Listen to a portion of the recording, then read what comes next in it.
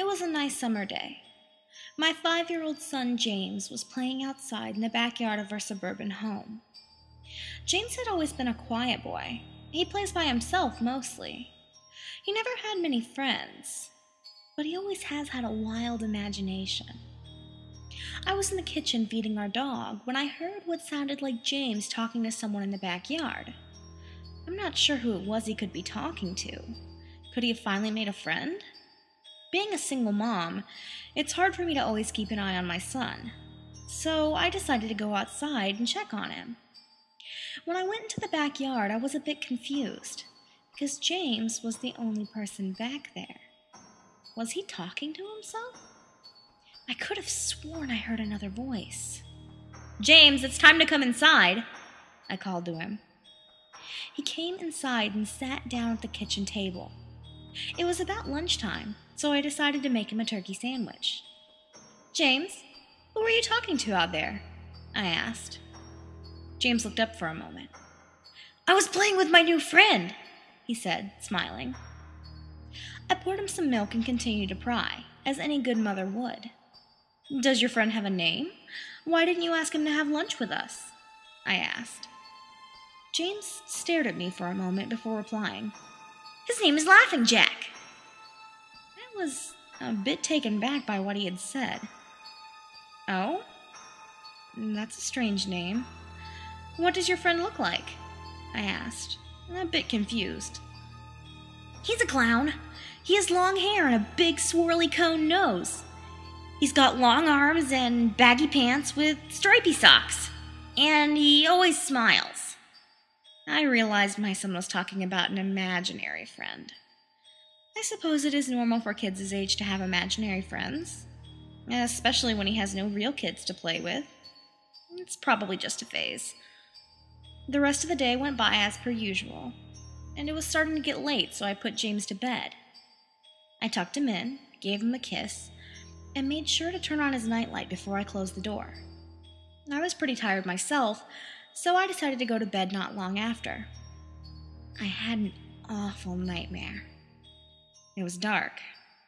I was in some kind of rundown amusement park. I was scared, running through an endless field of empty tents, broken down rides, and abandoned game huts. The whole place had a horrible look to it. Everything was black and white. The prized stuffed animals all hung from nooses in game huts, all with sick grins stitched on their faces. It felt like the whole park was looking at me, even though there wasn't another living thing in sight. And suddenly, I began to hear music play. The sound of Pop Goes the Weasel being played on a squeeze box echoed through the park. It was hypnotizing. I followed its tune to the circus tents almost in a trance, unable to stop my legs from moving forward. It was pitch black. The only light came from a single spotlight shining on the center of the big top. As soon as I walked towards the light, the music slowed down. I found myself singing and unable to stop. All around the mulberry bush, the monkey chased the weasel. The monkey thought 'twas all in fun. The music stopped right before its climax, and suddenly the lights shot on. The intensity of the lights was practically blinding. All I could see were small, dark silhouettes shuffling towards me. Then another one appeared, and another, and another. There were dozens of them, all coming towards me. I couldn't move. My legs were frozen. All I could do was watch as the haunting figures drew nearer. As they got closer, I could see. They were children. As I looked at each one, I noticed they were all horribly disfigured and mutilated. Some had cuts all over their bodies. Others were severely burnt. Others were missing limbs, even eyes. The children enveloped me, clawing at my flesh, dragging me to the ground and tearing inside me. As the children tore me apart, I faded away. And all I could hear was horrible, awful laughter. Evil laughter. I woke up the next morning in a cold sweat. After taking a few deep breaths, I looked over and saw that a few of James's action figures were positioned facing me on top of my nightstand. I sighed. James had probably woken up early and put these here. I gathered up the toys and made my way to James's room. However, when I opened the door, James was sound asleep. And I just shrugged and placed the toys back into his toy box and headed out of the living room. A little while later, James woke up and I made him breakfast. He was quiet and seemed a bit groggy. Perhaps he didn't sleep well either. I decided to ask him about the toys. James, honey, did you put toys in Mommy's room this morning? His eyes shot up at me for a moment, then quickly glanced back down at his cereal. Laughing Jack did it! I rolled my eyes and responded, Well, you tell Laughing Jack to keep the toys in your room. James nodded and finished up his breakfast, then decided to go play in the backyard. I went to relax in the living room, and I must have dozed off, because I woke up a couple of hours later. Oh man, I need to check on James! I was a bit worried. It had been over 2 hours and I haven't checked on him. I stepped out into the backyard, but James wasn't there anymore. I was getting nervous, so I called out to him. James? James, where are you? Just then, I heard a giggle come from the backyard. I rushed through the gate around to the front of the house. James was sitting on the sidewalk. I breathed a sigh of relief and walked over to him. James, how many times have I told you to stay in the backyard? James? What are you eating? James looked up at me, then reached into his pocket and pulled out a handful of hard candies in all different shapes and colors. This made me very nervous. James, who gave you that candy? James just stared at me, not speaking. James, please tell Mommy where you got that candy. James hung his head down and said, Laughing Jack gave it to me. My heart sunk. I kneeled down to look him in the eye. James, I have had enough of this stupid Laughing Jack thing. He is not real. Now this is a very serious situation and I need to know who gave you that candy. I could see my son's eyes tear up. But Mama, Laughing Jack did give me the candy. I closed my eyes and took a deep breath. James had never lied to me, but what he's telling me is impossible. I made him spit out the candy and I threw the rest away. James appears to be fine. Maybe I'm just overreacting. After all, he could have gotten it from Tom or Linda next door, or Mr. Walker down the street. Either way, I'm going to have to keep a closer eye on James. That night, I put James to bed as usual, and decided to go to bed early myself. Suddenly, I was woken up by a loud bang coming from the kitchen. I sprung out of bed and hurried down the stairs. When I got to the kitchen, I was horrified. Everything on the counters had been thrown on the floor, and our dog hung dead from the light fixture. His stomach was cut open and stuffed with candy, the same type that James was eating earlier in the day. My shock was quickly broken by a sharp scream coming from James's room, followed by loud crashes. I quickly grabbed a knife from the drawer and moved up the stairs with speed that only a mother whose child is in danger could have. I burst through the door and flicked on the lights. Everything in the room was knocked over and tossed on the floor. My poor son was in his bed crying and shaking with fear.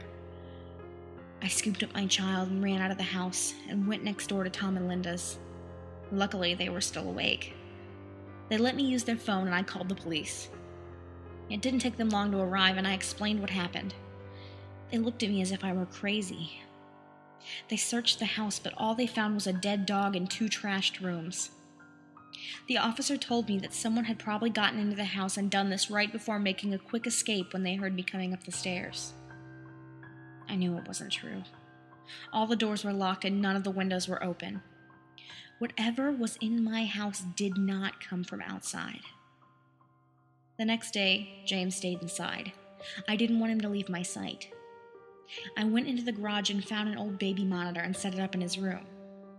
If anything comes into his room tonight, I was going to be able to hear it. I went to the kitchen and grabbed the largest knife from the drawer and put it on my nightstand. Imaginary friend or not, I'm not letting anything hurt my little boy. Soon enough, night came. I put James to bed. He was afraid, but I promised him that I wasn't going to let anything happen to him.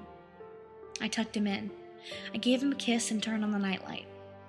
Before closing the door, I whispered to him, "Good night, James. I love you." I tried to stay up as long as I could, but after a few hours I felt myself drifting off. My baby would be safe for the night, and I needed my sleep. Just as I laid my head on the pillow, I heard a soft noise come from the baby monitor. At first, it sounded like interference, like the kind a radio would make. Then it turned into a soft moan. Was James asleep? Then I heard it. The laugh from my nightmare. That horrible laugh. I sprung up from my bed and grabbed the knife from under my pillow. I rushed over to James's room and creaked the door open. I tried the light switch, but it wouldn't come on. I took a step in and I could feel the warm, thick liquid on my feet. Suddenly, James's nightlight came on, and I could see the absolute horror laid out in front of me. James's body was nailed up on the wall, the nails piercing through his hands and feet. His chest was cut wide open and his organs hung down to the floor. His eyes and tongue had been removed, along with most of his teeth. I was disgusted. I could hardly believe this was my baby boy. Then I heard it again. The soft, desperate moan. James was still alive. My baby, my poor baby, in so much pain, barely clinging to life. I ran across the room and vomited on the floor, but my sickness was interrupted by a horrible cackle coming from behind me. I spun around while wiping bile from my mouth. Then out of the shadows emerged the fiend responsible for all this horror. Laughing Jack. His ghost white skin and matted black hair hung down to his shoulders. He had piercing white eyes surrounded by dark black rings. His twisted smile revealed a row of sharp, jagged teeth. And his skin didn't look like skin at all. It almost looked like rubber or plastic. He wore a patchy black and white clown outfit with striped sleeves and socks. His body itself was grotesque, his long arms hanging down past his waist, and the way he was poised made him look almost boneless, like a rag doll. He let out a sickening laugh, as if to let me know he was pleased with his reaction to his work. He then turned around slowly in front of James and began to laugh even more at the horrific sight he had laid out. That was enough to shake me from my terror. I snapped, "Get away from him!" I rushed at the monster, raising my knife above my head, and stabbed down at him. But as soon as the knife touched him, he disappeared in a cloud of black smoke. The knife passed right through him and pierced James's still beating heart, splashing the warm blood on my face. No! What have I done? My baby! I killed my baby! I immediately fell to my knees, and I could hear sirens in the distance growing louder. My boy. My sweet baby boy. I promised you I would protect you, but I failed. I'm sorry, James. I'm so sorry. Police soon arrived to find me in front of my son, still wielding the knife covered in my baby's blood. The trial was short. Insanity. I was placed in the Fibro Plus house for criminally insane, where I have been for the past 2 months. It's not so bad here. The only reason I'm awake now is because someone is playing Pop Goes the Weasel outside my window. I'll talk to the orderlies about it in the morning.